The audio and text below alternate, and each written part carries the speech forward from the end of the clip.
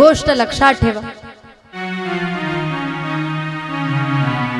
आजारी पडलेला असाल, दवाखान्यात जर गेला तर डॉक्टरांना जेही दुखत असेल ते स्पष्ट सांगितलं पाहिजे, तर डॉक्टर आपल्यावर चांगला इलाज करतील।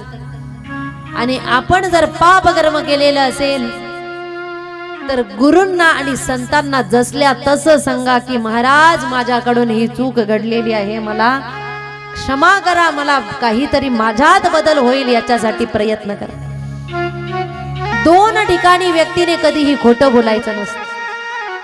एक दवाखान्यात गेल्यानंतर डॉक्टरांच्या जवळ, आणि दुसरं संतांजवळ गेल्यानंतर, किंवा तिसरं मंदिरात गेल्यानंतर तरी मनातल्या मनात देवाला सांगा, देवा मी कसा आहे।